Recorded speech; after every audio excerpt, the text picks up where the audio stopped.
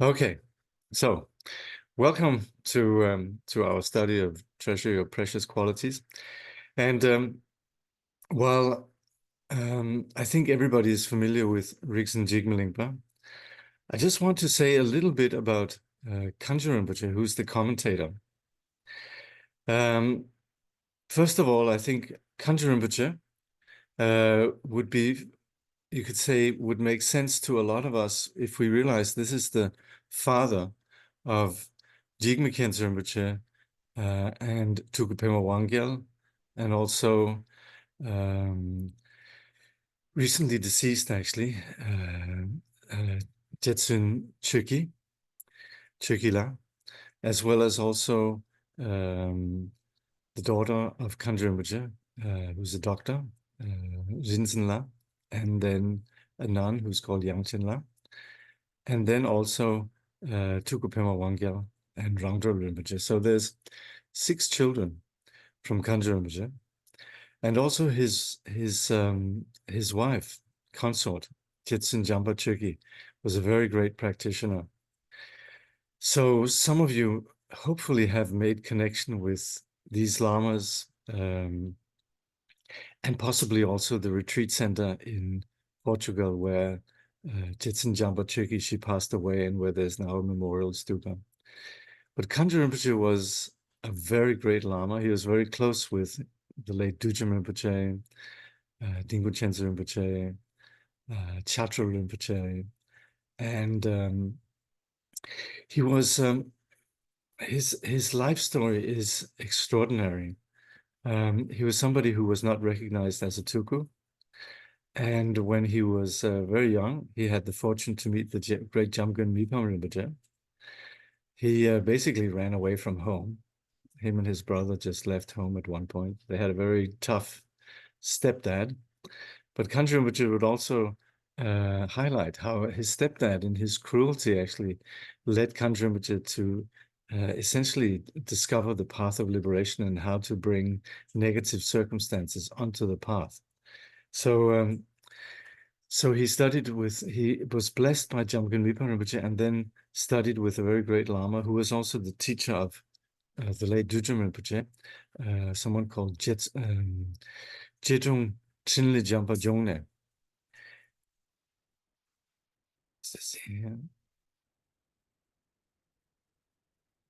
And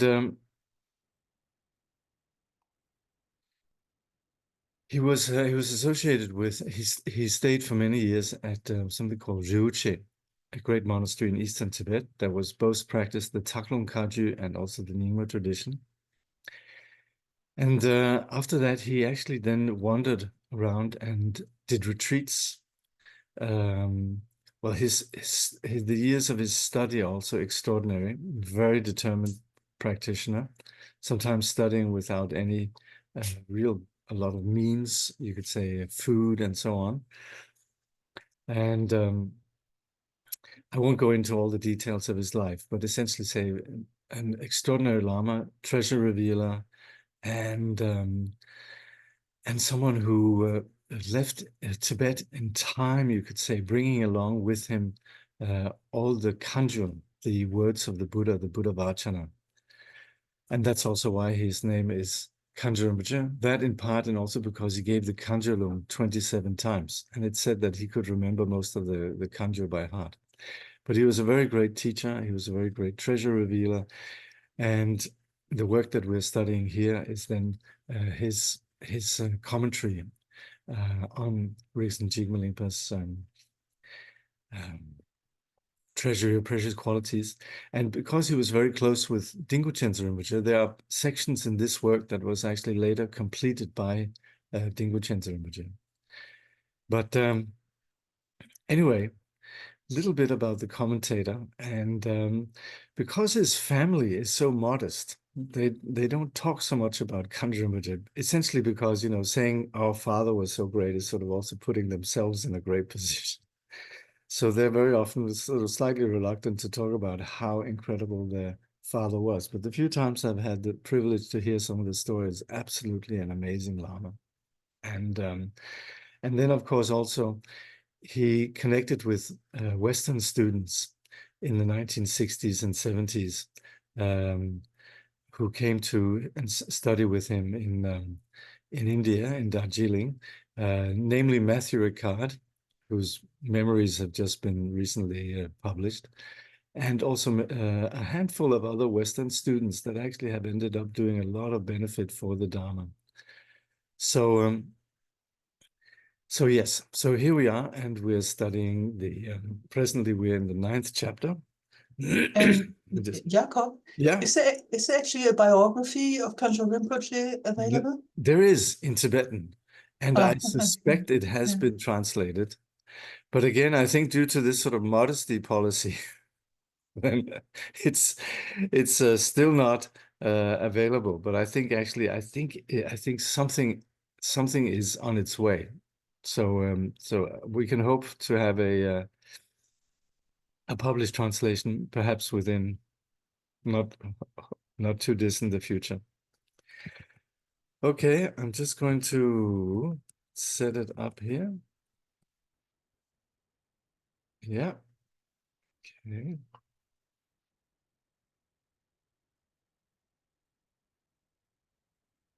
All right. So so we're presently then in the chapter on bodhicitta, and to put it very briefly, this is the chapter. That's the 9th chapter of the Treasury of Precious Qualities, and we're studying the 9th chapter, which is the application after having taken the Bodhisattva vow, the application of training in bodhicitta, and that as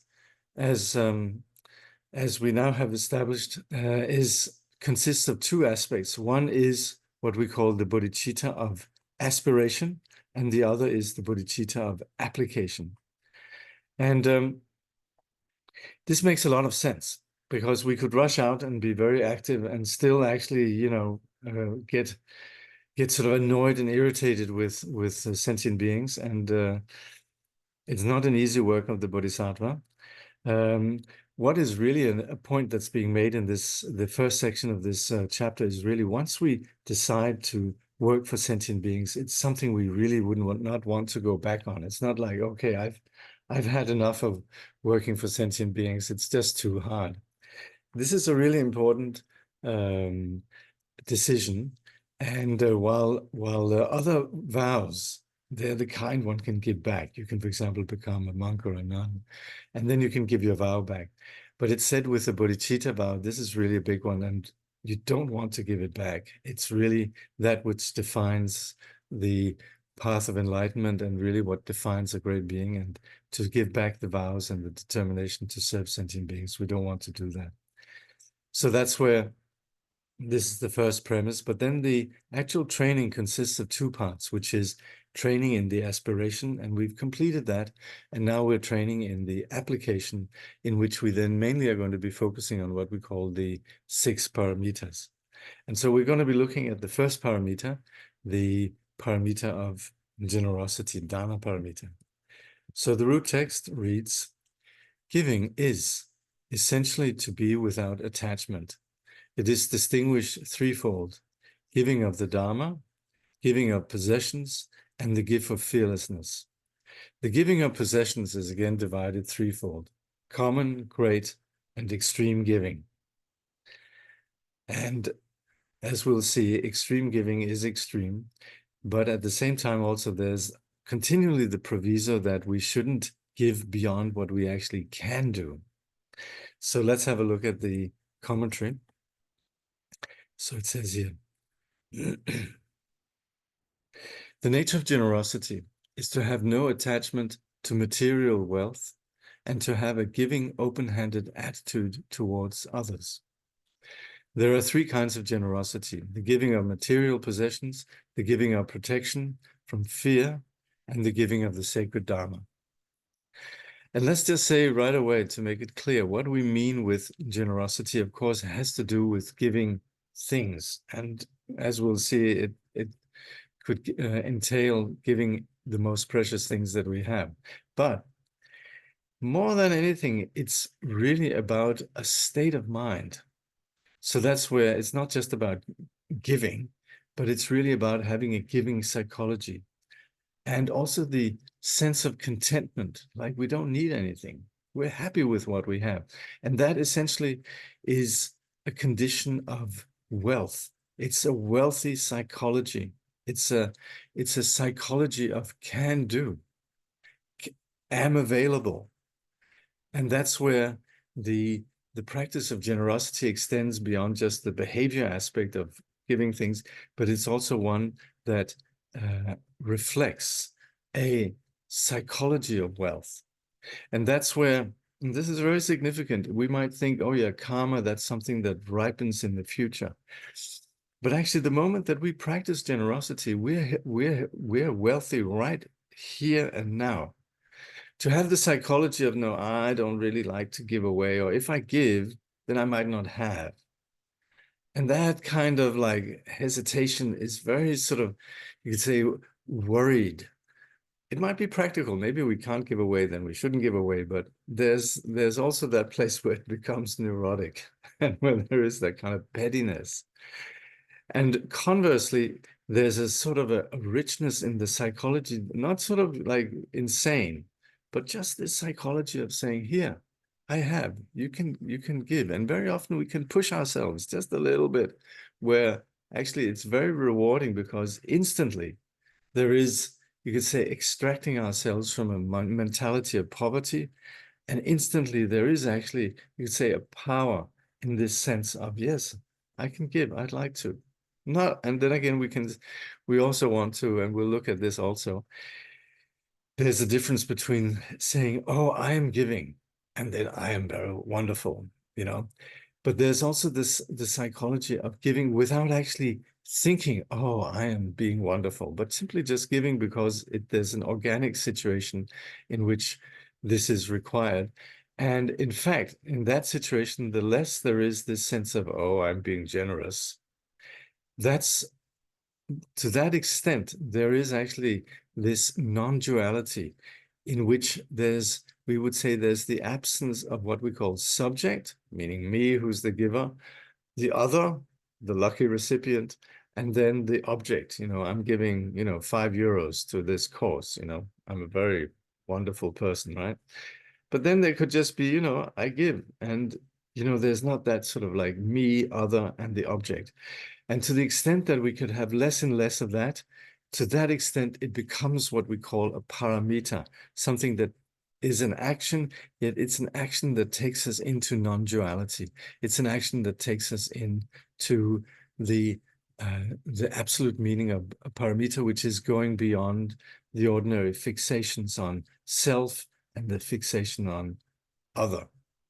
So that's a little bit about the implication and of the practice of generosity, and also about the paramitas in general. Now, this giving open-handed attitude of others, I think there's a little bit of commentary here from Khenpo Yönten Gyatso, where he says, if a person is able to relinquish attachment to possessions, this is considered to be supreme generosity. For generosity consists in a mind that has no craving for possessions. So this is very doable. There's some of the givings here, as you'll see, that are quite extraordinary. But this, actually, what it says here is that we're just not attached to our things. And that's not that difficult, to be honest. I mean, we could have a very nice car, a very nice house, very nice painting, inherited jewelry, gifts that we have received, and all sorts of things that maybe, they're stuff, but they mean something to us. And that's where, yes, of course, we should honor these things, but also not be too attached. Anyway, so here it says there are three kinds of generosity: the giving of material possessions, the giving of protection from fear, and the giving of the sacred Dharma. So the first, the giving of material things. And in there, then, Jigme Lingpa writes, common giving means providing others with supplies of food, and clothes, of chariot, oxen, land. Great giving is the yielding of one's daughter, son, or spouse. And extreme giving, hardest yet, is giving of one's head and limbs. So that's where we can talk about extreme giving. Now, we might initially think this is impossible and so on, but we want to look not so much, it's not about all of a sudden you're going to give away your kids.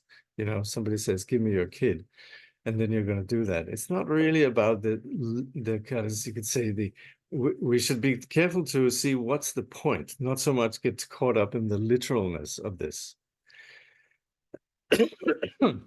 So, but it is about big time generosity. There are 3 degrees of material generosity. The first is ordinary generosity at a stage when the mind has little strength. Great generosity occurs next when the habit of giving has been acquired. Finally, there occurs extreme generosity when the training has been perfected. The first kind of giving, ordinary generosity, will involve, according to the strength of one's resolve, the donation of food, clothing, chariot, oxen, and land. So, of course, we just need to translate this into our contemporary context, right? Anyway, that's sort of fairly straightforward. Great generosity involves the giving up of things that are extremely dear and precious to oneself. For example, one's beloved son, daughter, wife, or husband. Now, that takes a bit of interpretation. Of course, within the culture where this was taught, the understanding was clearly, that it's not about the literal sense of it, but it's really just about being willing to let go of one's attachment. Now, it doesn't mean that one actually necessarily would give away one's family in that way, even though I have to say I once visited a place in Pakistan, a holy Buddhist place in Pakistan. There's quite a few holy Buddhist places in Pakistan. And there was actually a place where the Buddha in a previous life had given away his family like that. But the implication is not as cruel as we might think. And it is really just more about the attachment. Let's see, there's some commentary here, I think. It says, as for great generosity, we should reflect as follows and make the resolution. At the moment, I am deeply attached to my family and dear ones. I want to be with them forever. And for their sake, I get angry and possessive, and this is an evil. We will in any case be separated sooner or later, so I must try to rid myself of this kind of clinging. I will train myself so that I will one day be able to relinquish them, like the great bodhisattvas. And this is from Yunten Gyatso. Okay, there's 2 things that are clear here. The one is the excessive emotionality that very often comes with family. Particularly in the modern context, we're plenty aware of how neurosis takes place in family, right? And that's not particularly helpful. And that's where this kind of reactive pattern of anger and possession and so on, it's unnecessary. It doesn't even help the relationship on a practical level. But there's also the fact that we're going to be dying. And that's why also when we die, it actually is helpful if we can just let go. It doesn't mean that we don't love people, but it's just a way that is not love, that is not tied up with clinging.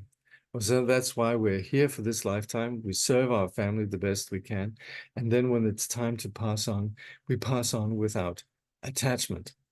If you read the Tibetan Book of the Dead, there's a fair amount of advice about both from the point of view of the person who's passing away to not have attachment, and also from the point of view of those who are being left behind, also not to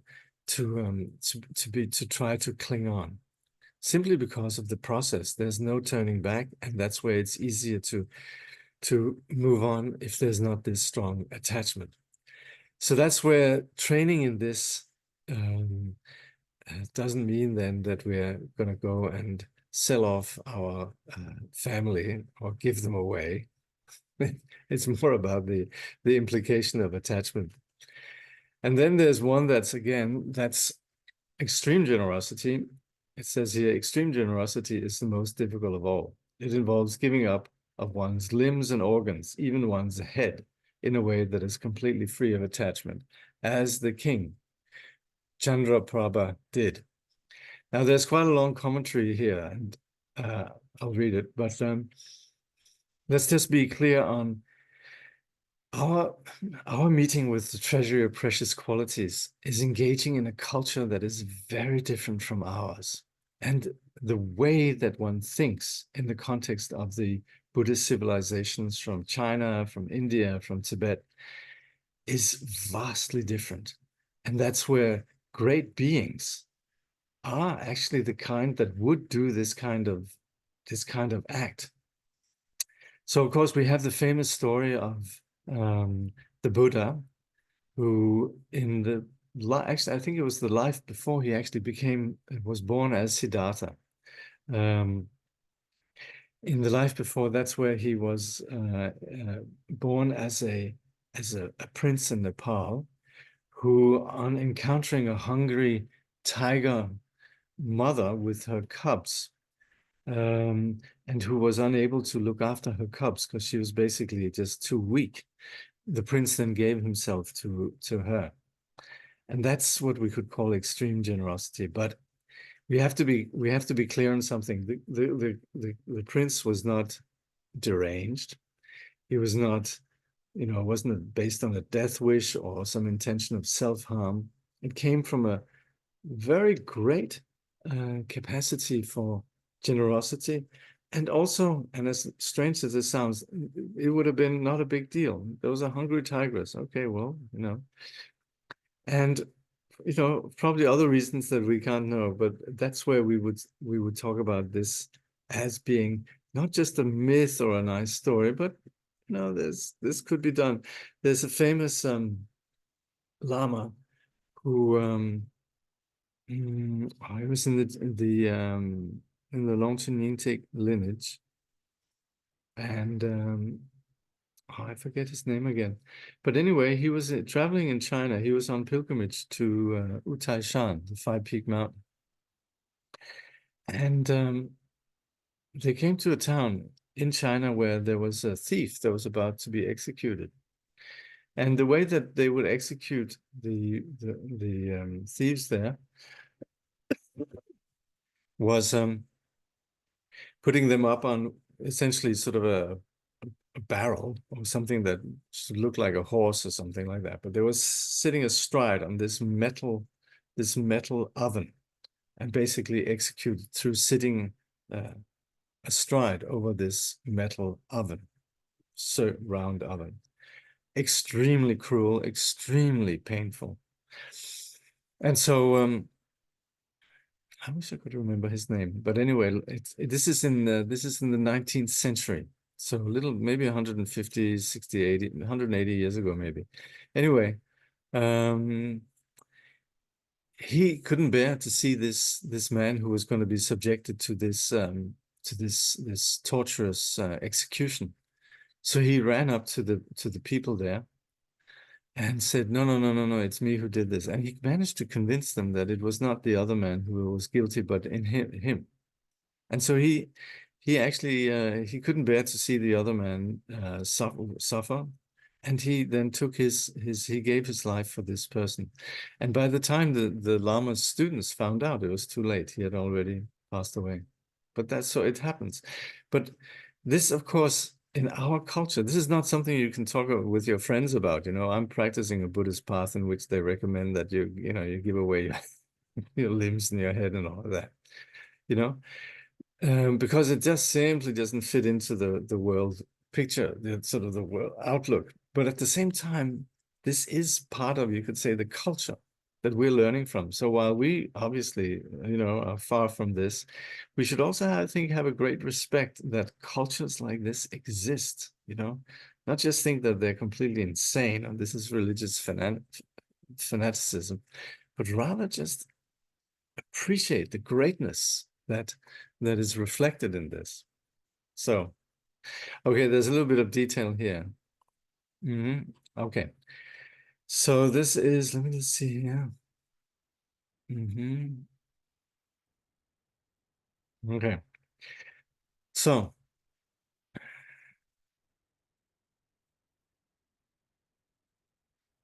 this is a quote. This is from Yunten Gyatso, but he's actually quoting from Shantideva's Shiksha Samuchaya. some of you will know Shantideva wrote The Way of the Bodhisattva. He also wrote another book, or Shantideva spoke The Way of the Bodhisattva, but this is actually something that Shantideva wrote. Anyway, now this is also something that's alien for us, the way we think about things, and it's really just on the basis of our ordinary attachments. Then the very often we meditate on the unappealing aspect of the human body. Now, this again requires a little bit of explanation, because of course for example, if you're a Vajrayana practitioner, we're empowered to see our body as a pure mandala. And we talk about the purity of the body, the purity of speech, the purity of mind, and that's part of Vajrayana yoga. But that's Vajrayana, and when we talk about the purity of body, speech, and mind, we're essentially talking about Buddha nature and its manifestation.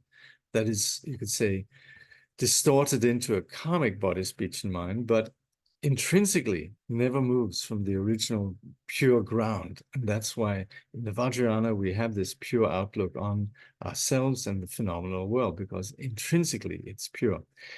But this is Vajrayana. And in the sutra, in the gradual teaching, there is very much this emphasis on detachment from the ordinary fixation on the body. And that's where there is meditating on the body as, here it's described in terms of filthy, but it's not so much that it is filthy, but it's just that it's about us shifting our attitude. So again, we're not talking about somebody who believes that this is the ontological truth about the body, but it's more just a shift that is intended to, let's say, remedy our ordinary attachment. And that's where, in the Buddhist teaching, there's a lot of that where you're actually trying to not just sort of adopt a new view of a particular kind, but actually working with neurosis. So one thing is that we have Buddha nature, the pure aspect of our wisdom and so on. But there's also taking into account that we have tendencies that drive our suffering. And that's where we're dealing with that kind of attachment that drives suffering. To some of you, this is obvious, but also there's, I'm always hoping that there's some people that are new to this. And even if you are maybe not new to it, this might be something that you think about. And it's important that we don't just go, no, what? But actually see the brilliance of it. This has a purpose. According to a particular context, this is very valuable. Okay, so it says, quoting Shantideva, the physical body is a mass of filthy substances, and life is rushing by like a powerful gale. Both these things follow karma and are dependent on it. Even though at all times people do everything to protect their bodies and their lives, both are liable to be destroyed by fire, water, precipices, political powers, wild animals, robbers, and so on. And even if they do not meet with such a fate, when death comes, their body will be cremated or thrown into the water, scattered for the vultures, or buried in the earth. In the end, nothing will be left of them, not even the slightest particle of dust. So of course, what we're talking about here is basically just don't get attached to this, And I mean, I look at my body and I'm very attached to it and all of that. But yes, if you were to just take it apart, if I died, nobody's going to want to hang on to this. So at the end, the stuff itself is not a big deal. And it becomes pretty filthy once the consciousness and the body are no longer together. It's not just filthy, but it's really like nobody wants to have it lying around for very long. So this is just, you could say, it's unusual language, but it's actually a fact. It's actually a fact. And when it says here, yet while in life, people cherish their bodies, considering them their dearest possessions, right? This is a fact, right? They do everything to protect them, and for their sake, they inflict harm on others, whether in thought or deed. For those who are disciples of the compassionate Buddha, all this is a serious mistake. Therefore, we should repeatedly repudiate attachment to our bodies and offer them to other beings. Far from using our body as an instrument for harming others, we should use them directly for their help, and indirectly so in the practice of Dharma. For this itself must be animated by an altruistic attitude. So this, yeah, we can see this is where we can make this body, you know, which happens to be animate for the time being. We can put it to some use. To practice religion for one's own sake is quite incorrect. Even though at the moment we're not actually able to make a gift of our bodies and lives, and that's again a fact. Okay, don't try this at home, you know, don't, but just, you could say, that mindset, run that mindset by and begin to sort of think slightly differently, essentially, of how to put one's body to service. But that's also where, when we're practicing the Dharma, then the implication is that it's more than just for ourselves. We're serving others. So, and even though at the moment we're not actually able to make a gift of our bodies and lives, it is important to be aware of the need to train ourselves with a view to emulating the great bodhisattvas, who could indeed give up their bodies freely and at will. For we will never acquire such a capacity unless we train ourselves over and over again. This truth is set forth in the Shiksha Samuccaya, and it is important to begin the training now. Actually, this might be referring to the Shiksha Samuccaya, which was written by Shantideva, but it might, in fact, what we just saw here, have been by Yönten Gyatso. But anyway, so we're not saying that we should do anything extreme presently, but it's more just to begin to have that mindset. And the mindset that we're talking about is something that we actually admire. You know, if you were to, let's say we know of a great bodhisattva, the Dalai Lama or whatever, and if all of a sudden you see your great teacher becoming squeamish, like, oh, I'm worried about my body. You know, in a way, we'd be disappointed, you know? It's almost like we expect bodhisattvas to be like this. So that's where we're not just, you could say, objectifying that out there's great bodhisattvas, but it's actually something that we would want to be ourselves able to do. So then it's 27. Okay. Those hidebound by their avarice who start to train themselves must pass from hand to hand repeatedly small foodstuffs and the like, and think that they are truly giving them. Thus they grow in strength and overcome their craving and desire. So this is where we're clearly not launching, we're not sort of like rushing into the sort of extreme kind of generosity, but we're really taking into account where we are. And that's where this is, we could begin with very simple ways of doing this. Kangyur Rinpoche comments, those who are only beginning to train in the general activities of the bodhisattvas, and this is particularly true for the practice of giving, will find themselves much hampered by feelings of niggardliness and will experience difficulty even in making gifts of food. Right? So that's where we're being quite plain where we're at, you know, even giving a little bit, you know, we meet people who are begging and we might like, no, I don't have enough, or I don't have any change with me, and so on, you know. So that's where we might identify a reticence, a hesitation to give. So that's where then Kangyur Rinpoche say they must train themselves gradually, like the man in the story who started out by transferring small objects from one hand to the other with the thought that he was simply giving. So I don't know if this is a general story. I've heard it quoted as being the Buddha who had a student that had a hard time giving. And the Buddha then said, okay, take an apple and take the apple and give it to in the right hand and give it to the left hand. And then when you have it in the left hand, then give it to the right hand. And that's maybe sounds ridiculous and all of that, but anyway, this is given as an example of how one could actually begin to train in giving. And of course, I remember the late Kangyur Rinpoche, who would say whenever one meets a beggar, and in India you meet quite a few of them, it's always an opportunity to give. So whenever somebody asks, for something, it's an opportunity. We shouldn't think, oh, that's too much, I can't keep giving, It's an opportunity. And they say that those who studied the way of the, what's called the Introduction to the Middle Way, and Chandrakirti, you'll remember in the first chapter, where it says, nothing makes the Bodhisattva more happy than when somebody wants something from them.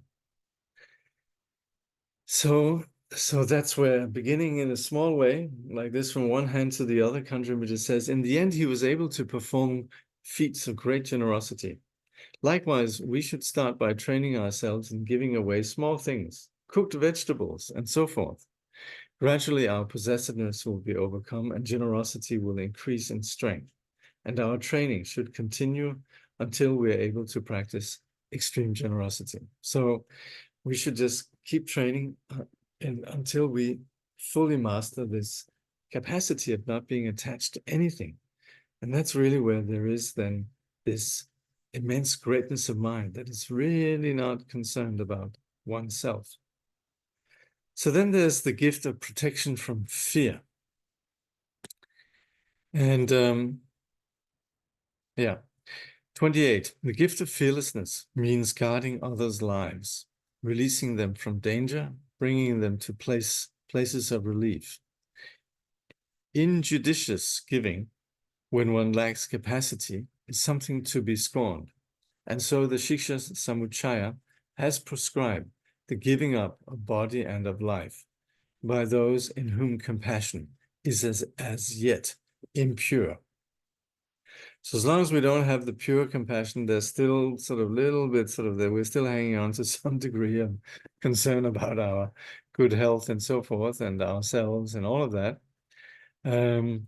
Then, of course, it would be silly to try to practice anything that we can't do.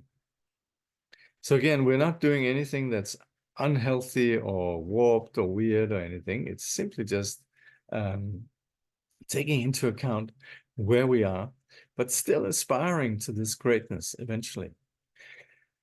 So this Kangyur Rinpoche then comments as follows. He says, this means to protect the lives of those who are imprisoned or being punished and tortured. So that means those that, simply are in fear. It means to protect wild animals that are being chased by hunters, or cattle and sheep destined for the slaughterhouse, and to help people who are endangered by disease and evil forces.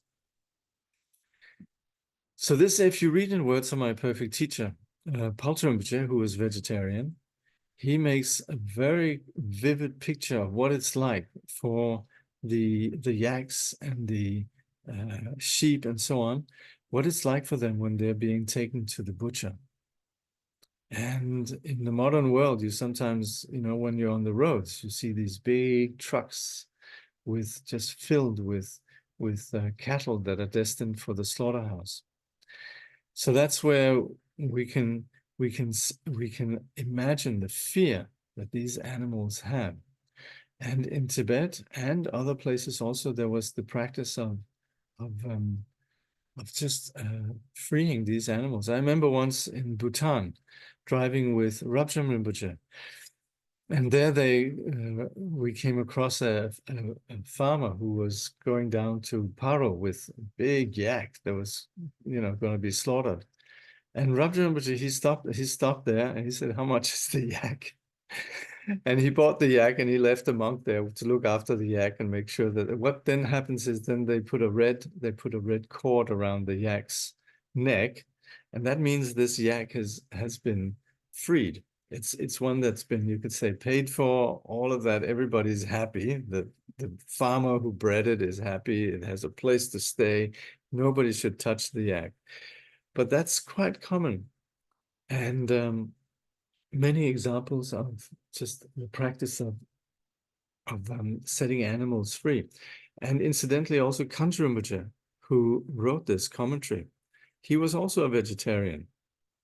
So as much as we very often think Tibetans are carnivores, all of them, that's not exactly the case. The majority of Tibetans were carnivore, but there were also vegetarians, then including Paltru Rinpoche, including Shapka, including Chatra Rinpoche, and including Kangyur Rinpoche. Chatra Rinpoche, who passed away a few years ago at the ripe old age of 102, every year he would take offerings that had been made to him, and he would go down to Calcutta and buy millions and millions of fish and set them back into the ocean. So that's where this kind of practice of freeing individuals, or freeing beings from danger is a very real practice. So it says, she says, Kangyur Rinpoche here says, it also means to train one's mind in the aspiration actually to liberate all beings from the endless sufferings of samsara, the source of constant fear, to bring them to the perfect ease of nirvana. And that's, of course, the greatest suffering of all, except many beings don't realize that where they are and what they're caught in. But nevertheless, that is the motivation of the Bodhisattva. Beginners should practice generosity according to their true capacity. For the danger is that if they do not have the ability to give what is difficult to give, and to overreach themselves imprudently, they will fall into discouragement and regret. And there will be a great danger that the attitude of Shravakas and Pratyeka Buddhas might gain a foothold in their minds. So that's where we should practice according to what we can do. And we don't want to get to the place where we overreach, where we overextend ourselves in a way that we can't do. And that's where we then might say, okay, this is too much. I'm just going to practice for my own benefit. So I think I mentioned the example of Shariputra, who was trying to practice the Mahayana, but got encouraged. He decided to embrace this practice of the Mahayana, but he went too far. And there was this one spirit that asked him, I'd like your right arm. And so Shariputra cut it off and then handed it to this spirit or being or whoever it was. And when you hand something to people in India, you're always supposed to do it with your right hand. And of course, he didn't have the right hand to give with. He only had it left. And for reasons that many of us are familiar with, in India, the left hand is used for all sorts of purposes. And that's why you don't give people with the left hand. Handing the arm, the right hand to the other with his left hand, the demon went, ew, you can't give me that with your left hand. And that's where Shariputra says, I give up, I give up. This is too crazy. This is too extreme. So that's why we don't want to do like that. But anyway, I think everybody gets the point that's being made here. Then it says here then, therefore, in such injudicious acts of giving are to be shunned. Shantideva says in his Shiksha Samuchaya, a tree of paradise, so lovely to behold, its seeds and roots will bear a rich delight. So do not take them from the ground before their time. The healing tree of Buddhahood is just the same. So this is like if we're growing medicinal herbs, or in this case, it's a tree of paradise. If we're growing medicinal herbs, then you don't want to start cutting off the shoots before the plant has actually attained a certain, you could say, adulthood. And that's where if the bodhisattva, before actually having truly ripened, begin to sort of extend themselves, they might actually, there's a term right now that's trending. It's called compassion fatigue. And it's sort of based on the idea that people would like to be, nowadays you're supposed to be, always kind and nice and patient. So it's sort of become a little bit of in some way it's a nice idea, but this is juxtaposed to the fact that a lot of us are fairly self-centered and comfort-seeking and so on.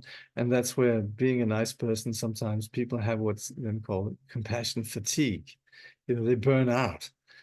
And that's, in the Bodhisattva path, that's not really, you don't really think in these terms. You're always on that. You never give up on compassion.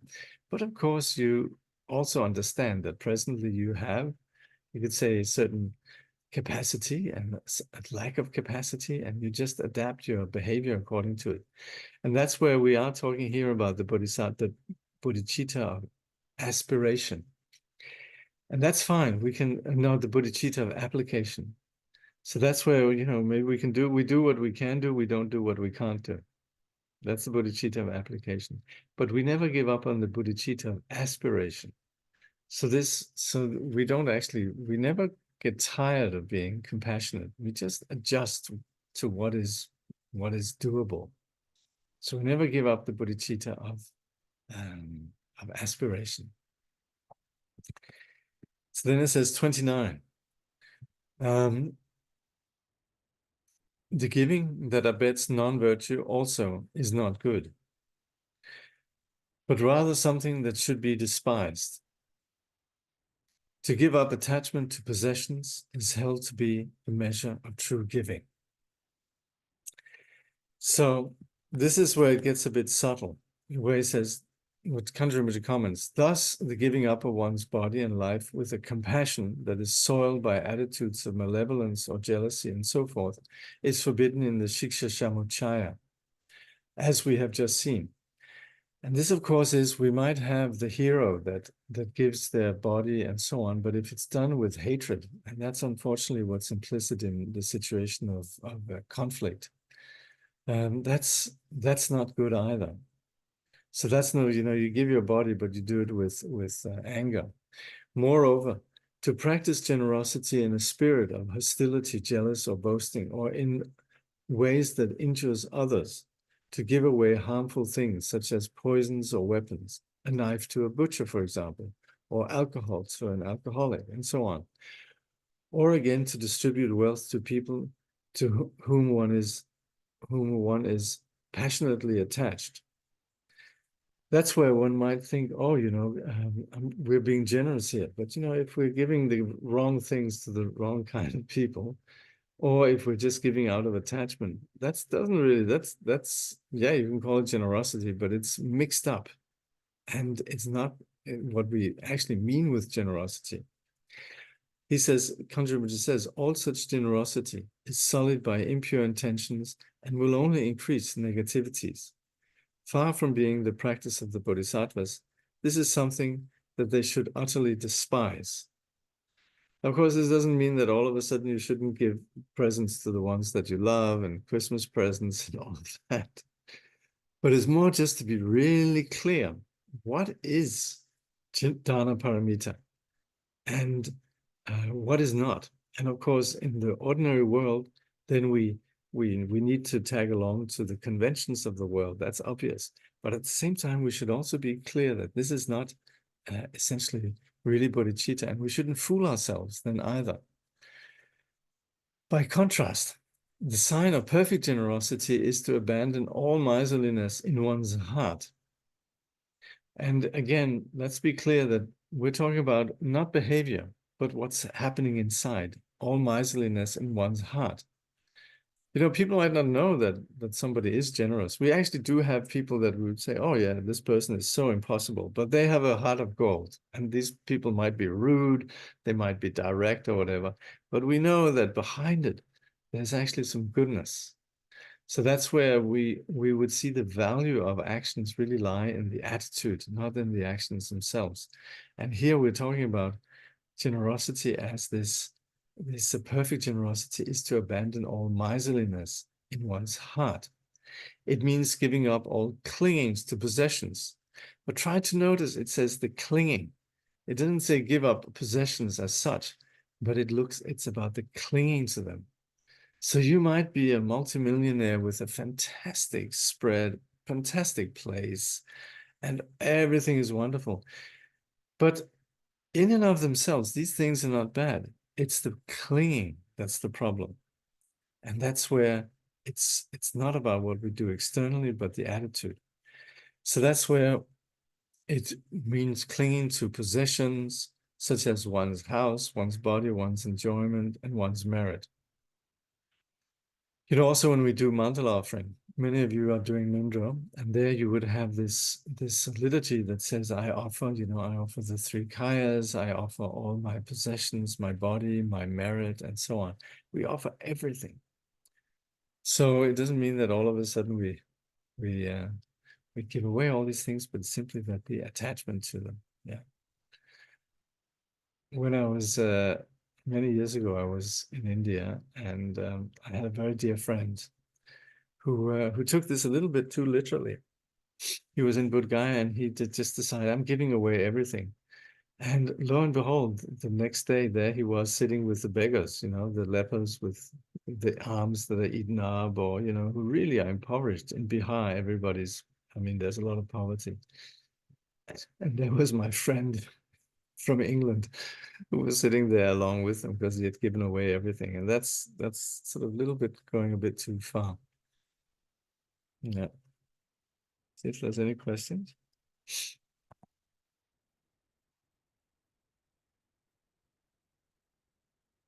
Yeah. Okay, there's a question here. I have one question. Yesterday I was attacked by phishing and I was pushed to give 500 euro. I blocked my card, but I still have the taste of being fooled.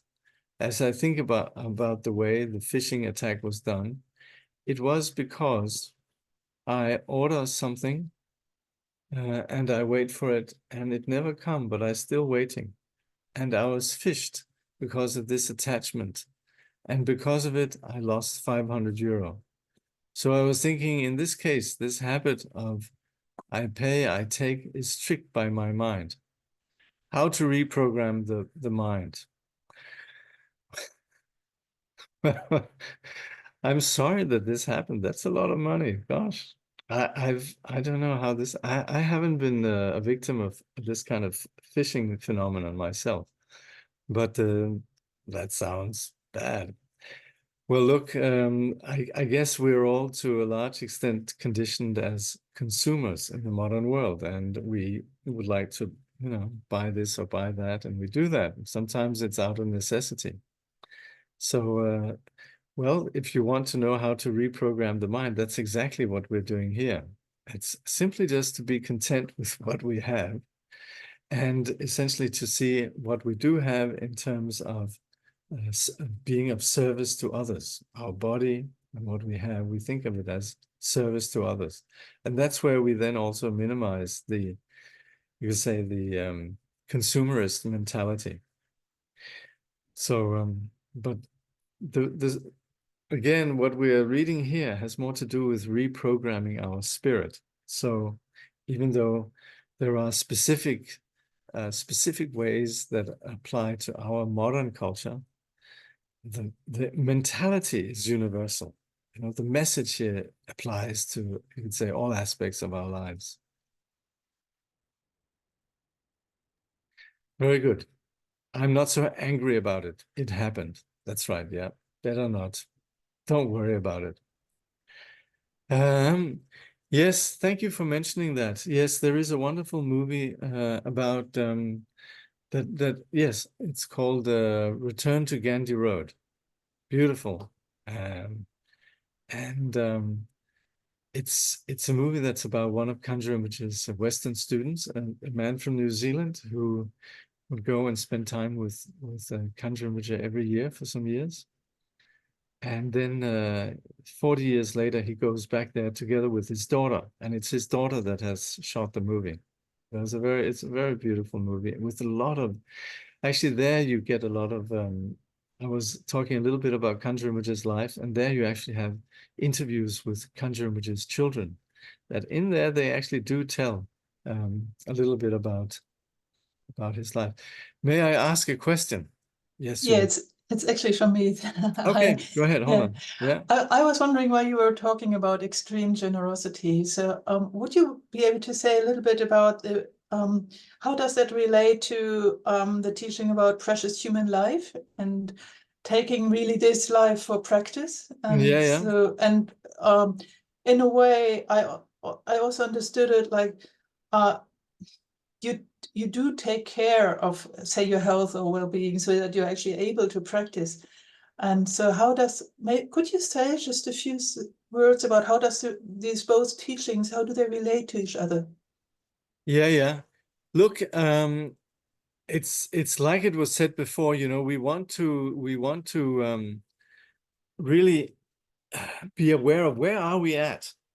So, you know, it's not like we're presently at a place where we could all of a sudden give our body. This is extreme. And that's where we should look after our body. You know, actually, you know, part of the service that we do to sentient beings is also doing service to our body. So we should look after our body. That's very important. And, you know, sometimes we're lazy and we become sloppy. And that's actually lack of generosity, to look after our body and make sure we, you know, I don't know if you come across Shambhala training, but, you know, Trungpa Rinpoche, he would make a big thing about how it's important to dress well, to cheer up, to be in a good condition. You know, in the Lojong teachings, it says always rely on a joyful state of mind. So that's not indulging in ordinary, you could say, self-centering, but it's really also a question of discipline. And so what we're suggesting here is, in fact, ways of making this life meaningful.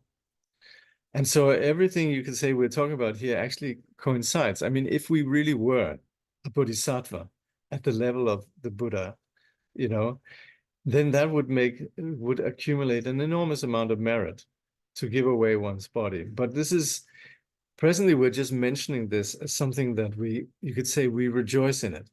We think, wow, wonderful, you know. And, you know, even in ordinary literature and in movies, we sometimes rejoice when there's somebody who makes what we call the ultimate sacrifice. You know, they give their life for somebody else. And we would sort of say, wow, this is an act of fearlessness and goodness and so on. So it's something that's not entirely, you could say, alien for us.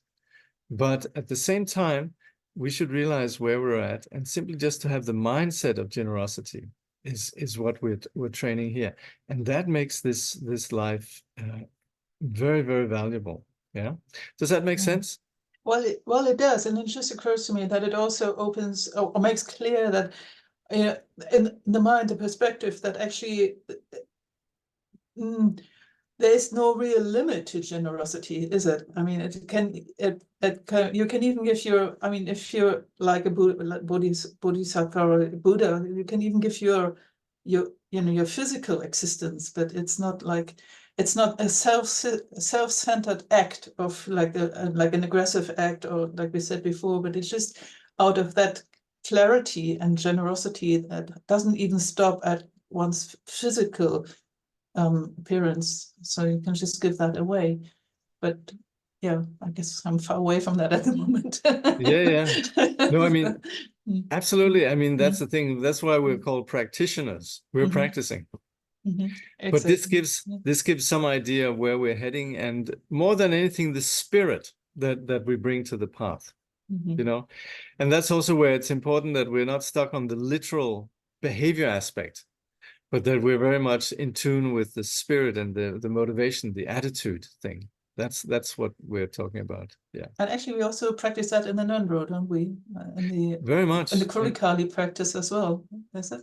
That's right. That practice of chud is where we do this.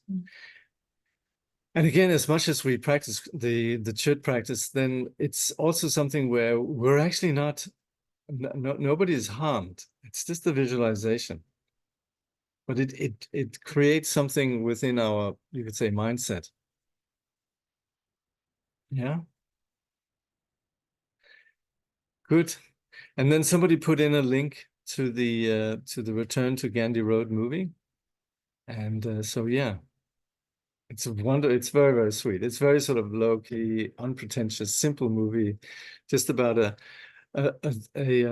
I can't remember if he's Aussie or I think he's New Zealander, but anyway, just a surfer who went to India in the 70s to learn sitar, and then met Kangyur Rinpoche and would go and spend time with Kangyur Rinpoche every year. And then 40 years later, he goes back with his daughter. It's very sweet. The context is very low key, but in that there's so many beautiful stories. So yeah. Okay. I guess that's it for this time. Thank you for joining me. Thank you. See you again next Thanks, Saturday. Jakob. Do you do Yeah, a dedication? We're gonna do dedication. Yeah. Let's see here. Oh. Okay. Through all our births, wherever we may be born, may we be endowed with the 7 good qualities of the higher realms. As soon as we're born, may we meet with the Dharma and have the freedom to practice it properly. At that time, may we please the holy gurus and practice the Dharma throughout the day and night. Realizing the Dharma and accomplishing its essential meaning, may we cross the ocean of existence in that life. Thoroughly teaching the holy Dharma in this world, may we never tire of accomplishing the benefit of others. By this vast benefit of others, without partiality or bias, may all attain Buddhahood together. So thank you. Thank you.